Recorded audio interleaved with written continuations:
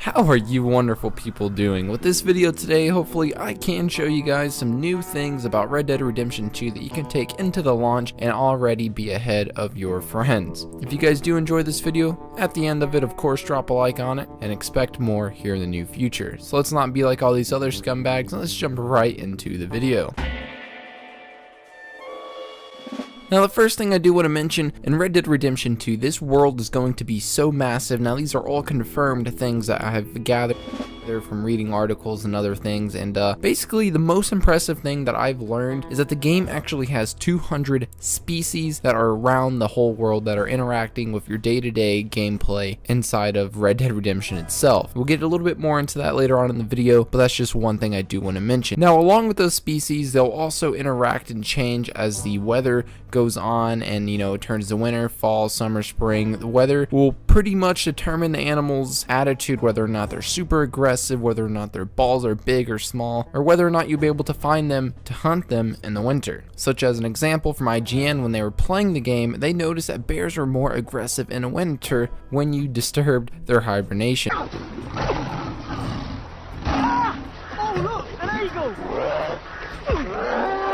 Now, also throughout the seasons, you guys want to maintain your character's body. So if you're playing, with Arthur, you want to make sure you're keeping him shaved, you're keeping his teeth brushed, you're keeping him warm, keeping him, not so warm in the hot summer heat. Make sure that you actually eat, and whatever else you need to do to keep yourself right now and your personal hygiene up to par, which is another thing that blew my mind away. Now, I believe some of this stuff will affect your Deadeye, which is also returning, of course, because that's like the iconic thing from Red Dead Redemption and Red Dead. Now, it is said to believe that the Deadeye will be upgradable. It will change as you progress through the game, giving you different type of abilities, I guess, to use with it. The power of using Deadeye will definitely increase throughout the game. Now, whether or not you want to bring your kills, your food, brush your teeth, change your clothes at your camp, or in the city, or wherever you go, as in city I mean town, it is said that the Dutch camp, which you are second in command of, is your home. That is the base. That is the main spot for you to live, and that's where you'll be interacting with your other gang members. Now, you won't find John Marston there, but it is said that he is in the game, and he will be making some sort of cameos, as well as his wife and his son. Now, if you remember, John Marston had a weapon wheel that you could choose as many weapons as you want and pull them out from wherever. Down under, out of your back, from your stomach, out of your hat, who knows. But with Red Dead Redemption 2, you can only carry 2 sidearms. And with these sidearms, you gotta be careful to maintain your weapons. Now, I'm not really sure if you have to clean them or if they just wear and tear as you progress,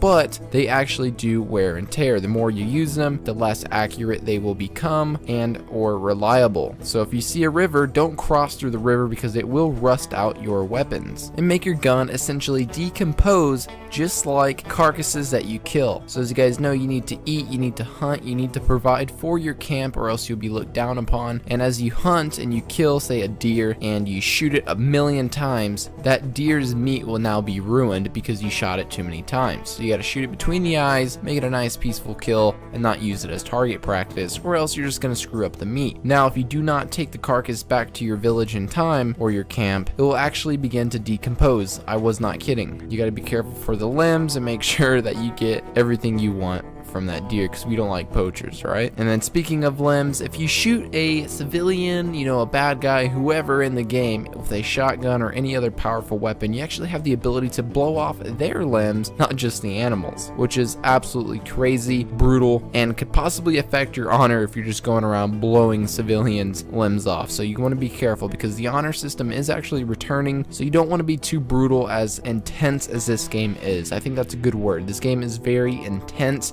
brutal, graphic, and very detailed. Now, we got to keep in mind that this game flow for Red Dead Redemption 2 is unlike any other game. Nothing has ever been done like this before. I mean, Red Dead Redemption 1, Grand Theft Auto, they're huge open world games, but the game flow on this is slower paced, obviously, than Grand Theft Auto 5 because you're in the Western setting. But however, from the season changing, the people's attitudes, the people you interact with, it's incredible. The AI is so enhanced on here. They actually learn as you progress. Like, they become smarter, they remember things, and that could affect you in the long run during other missions, such as being wanted. Now, if you're wanted and the civilians recognize you, remember you, they'll call you in and try to stop you to collect your bounty from bounty hunters. Now, we talked a little bit about the weather changing and how it could affect you. You had to dress warm and things like that. That is also not a joke. You actually do have to dress warm, wear a beanie, wear a sweater, you know, even take care of your horses, which are basically your main transport right there because there's no vehicles. So think about it. You're going to be using a horse to travel across the largest open world map probably created in our lifetime right now in the video game, which is absolutely stunning because there are 5 areas. New Austin is which one of them that is returning. But other than that, it's all new areas.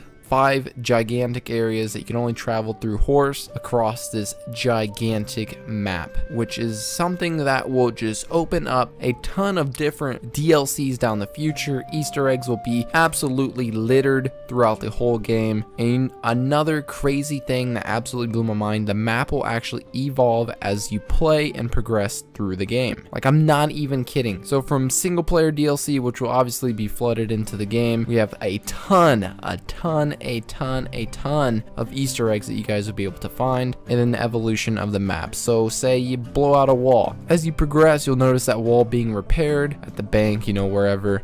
Certain buildings being built. You'll notice progression as they get taller, cities expand, grass grows. It's insane. Truly is insane. And that brings us to the point of this is why the game is going to be 2-disc. Now, Grand Theft Auto 5 was 2-disc for the Xbox 360 because it was so powerful. This game is so powerful, it's over 100 gigabytes, and it has 2-disc for the Xbox and PlayStation. So be sure to delete all those games you don't play because this is absolutely incredible and will be absolutely mind-blowing. Like, I don't even know how to comprehend everything that's going to be going on. There's so much happening, it's going to be impossible to keep up with. Now, some of you guys are wondering, what about online? How will online work? Will the whole map be there? Well, online does not come out until November. As you remember, it's called Red Dead Online, just like Grand Theft Auto 5 had GTA Online. Completely 2 separate games, essentially, in the eyes of Rockstar, which means definitely we're going to have a ton of shark card opportunities, or whatever they want to call them, in the game that will be their money makers, which is unfortunate. I assume money and stuff will be extremely hard to come by in online, and you have to be all legit, because in Grand Theft Auto, or on the 360 Red Dead Redemption 1, you were able to mod and get, you know, everything for free, which you cannot do that in this one. So this one's going to be completely legit. I don't know how they're going to do with the characters, how legit it will be compared to single player, but it's going to be absolutely epic. And they do want to perfect it because the beta does come out in November. Probably the full final product launch won't come out until like January or somewhere further down the line, but I'm still, you know, regardless, excited to play this. Along with that, I do not know if you'll have a lot of side quests in online as well. I know in single player we're going to have a ton of different side quests that will affect the outcome of the game itself, as well as mini games, you know, as we had in Red Dead Redemption from playing cards. Now we have fishing,